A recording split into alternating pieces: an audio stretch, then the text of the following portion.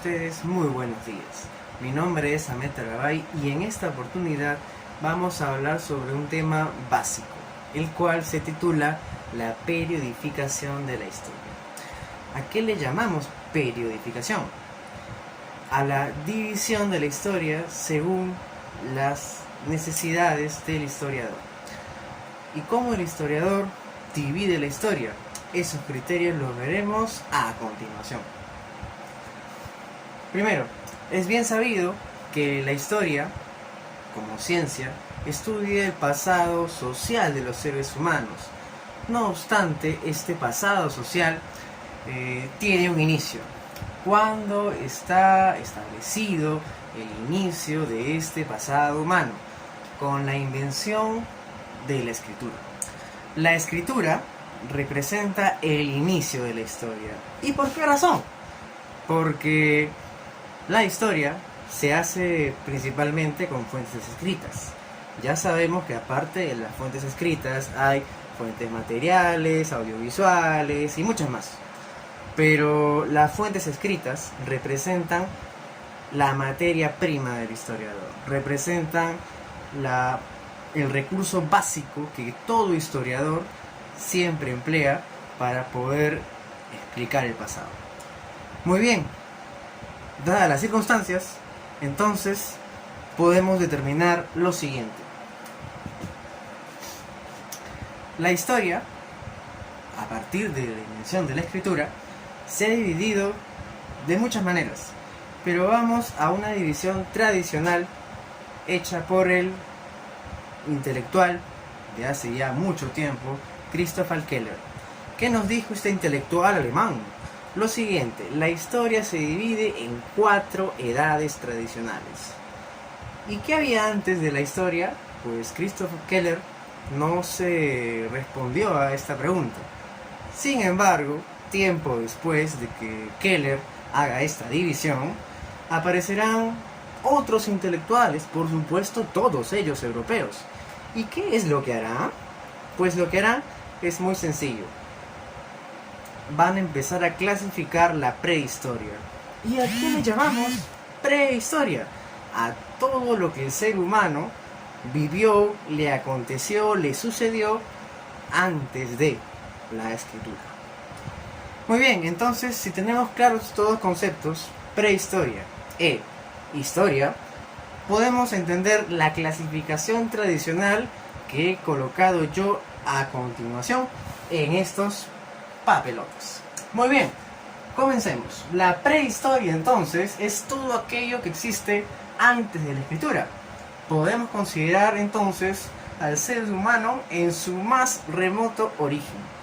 Y eso implica hablar, según la ciencia evolucionista, de los Homo sapiens, de los antecesores del Homo sapiens.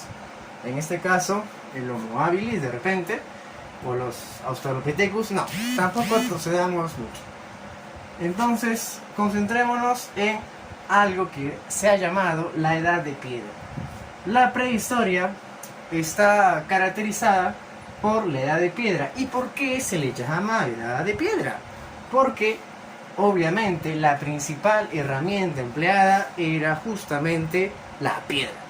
Muy bien, la Edad de Piedra se ha dividido tradicionalmente en 3 etapas. La primera es conocida como Paleolítico, que significa piedra antigua. La segunda, Mesolítico, la piedra intermedia, por así decirlo. Y la tercera viene a ser el Neolítico, la piedra nueva, la piedra pulida.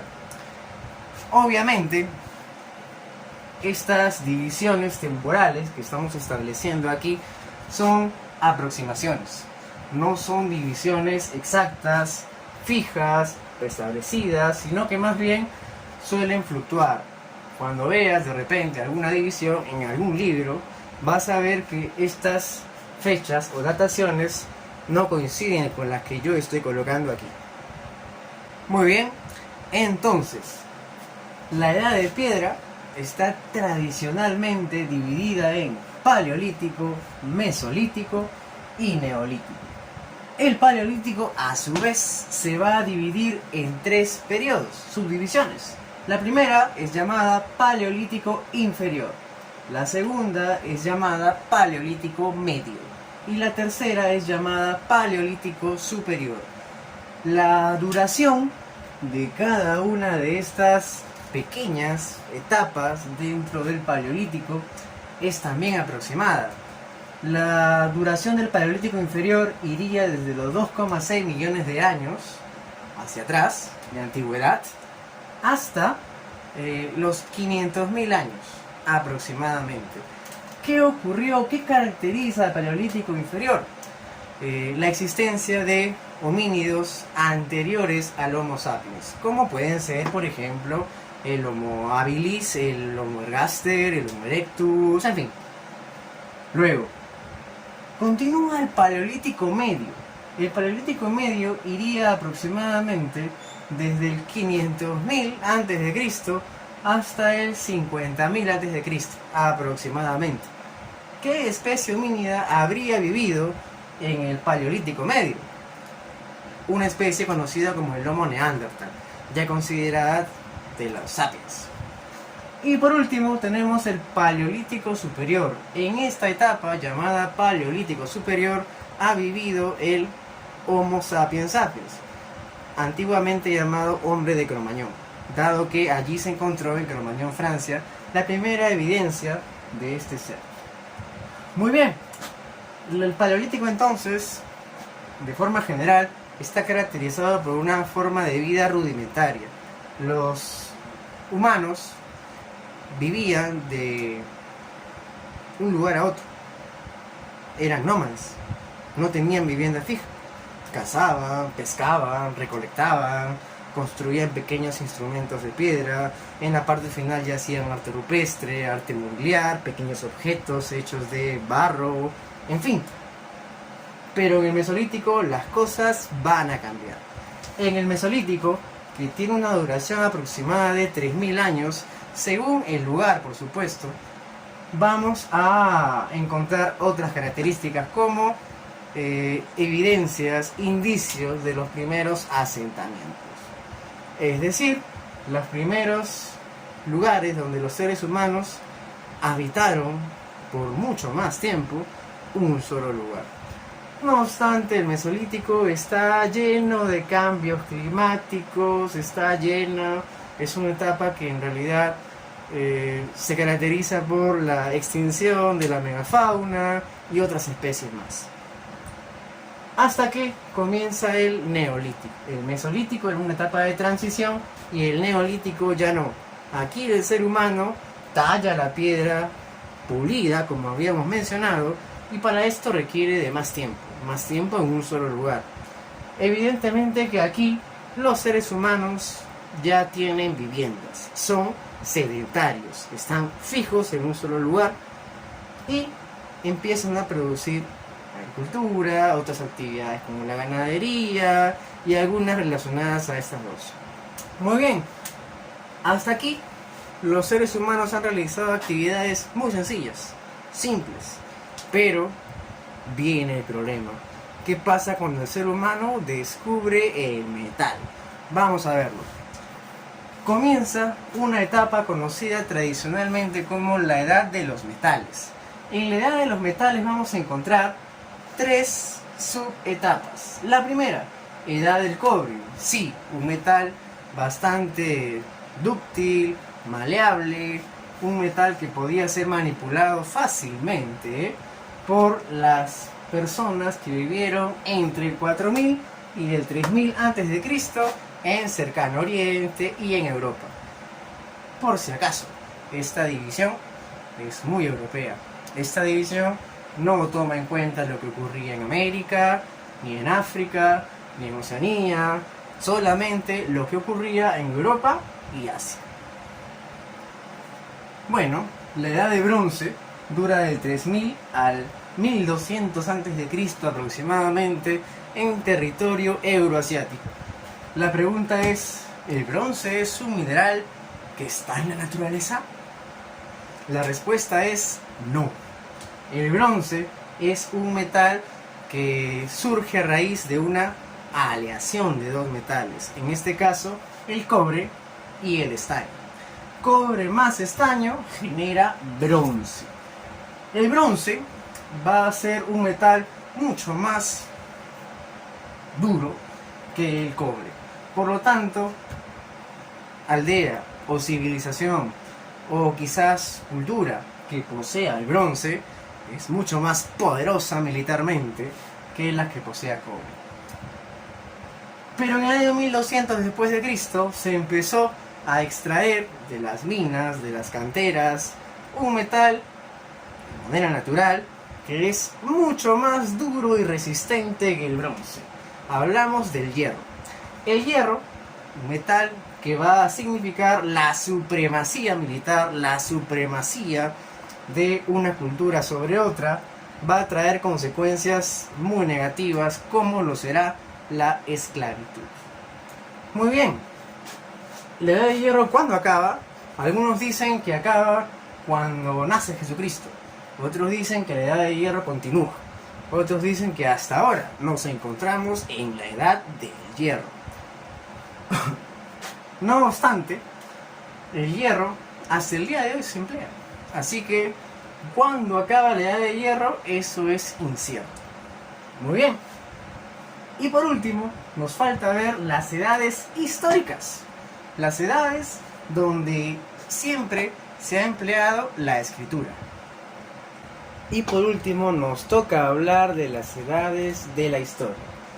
¿Cuántas edades tiene la historia? Al principio lo estábamos ya mencionando. Son 4 edades históricas. Edad antigua, edad media, edad moderna y edad contemporánea. No sé si se alcanza a ver. Entonces, son 4 edades. La edad antigua comienza con la aparición de la escritura, tal y como ya lo habíamos mencionado. La escritura aparecerá en Mesopotamia alrededor del año 4000 a.C., una escritura de tipo cuneiforme, difícil de traducir o transcribir en la actualidad, pero esa escritura representó el inicio de la edad histórica, dado que se podía ya emplear la fuente escrita como material de estudio para la investigación del pasado. Muy bien, la edad antigua finalizará en el año 476 después de Cristo. Es la era de grandes imperios esclavistas que llegarán hasta su máximo apogeo con el imperio de Roma Occidental, el cual sucumbirá lamentablemente, y en el año 476 después de Cristo, al caer Roma con todas sus instituciones, se inicia una nueva edad, la Edad Media. La Edad Media está caracterizada por el dominio de la Iglesia Católica. Es un dominio religioso, es un dominio político, es un dominio económico. La Iglesia Católica va a concentrar mucho poder durante estos casi 1000 años que dura este periodo. Ahora, en el año 1453 después de Cristo, la Edad Media finaliza. ¿Con qué acontecimiento finalizará? Pues una invasión, la invasión a una ciudad llamada Constantinopla. ¿Quién la invade? Pues la invaden los turcos otomanos. Al invadir Constantinopla, están invadiendo la ciudad más representativa de la Edad Media. Una ciudad comercial, una ciudad que siempre estaba a la vanguardia de los avances tecnológicos, va a quedar, en este caso, hecha cenizas, va a quedar destruida por el ataque de los turcos otomanos. Muy bien, con eso finaliza la Edad Media y se da inicio a la Edad Moderna. La Edad Moderna nos trae otra característica muy pero muy radical, que es el gobierno absoluto, el gobierno tiránico, el gobierno donde los reyes o monarcas controlan a la sociedad, controlan la cultura, controlan la economía, pero sobre todo controlan la política, controlan las libertades del ser humano. Obviamente esta edad moderna, donde los reyes tienen este poder total, va a finalizar en el año 1789. En este año ocurrió algo inimaginable, impensable, algo que nadie tenía en sus cabecitas, que es la Revolución Francesa. ¿Y qué significó la Revolución Francesa? La primera vez en la historia universal que un rey era destituido por su pueblo. Y no solamente destituido, sino también ejecutado. Sí, pero antes habían ocurrido otras rebeliones contra los reyes y los habían matado, es cierto. Pero antes, las rebeliones o sublevaciones contra el rey eran lideradas por otros nobles, eran lideradas por familiares del rey, pero en esta ocasión no. En esta ocasión es el pueblo, es gente de la burguesía, gente considerada el sector social más bajo. Esa gente es la que se va a rebelar y es la que va a tomar el poder en este año. Y por último, la edad contemporánea, que es la edad donde nos encontramos en la actualidad. Obviamente, la edad contemporánea es nuestra edad, la edad del capitalismo, la edad de la burguesía, la edad de las empresas, la edad de las guerras mundiales también, aunque también es la edad de los derechos humanos, algo que no había ocurrido anteriormente. Muy bien, eso sería todo en esta oportunidad. Espero sus críticas, comentarios, y conmigo será hasta la próxima oportunidad. Chao. You are mighty, never ending. You are holy, you are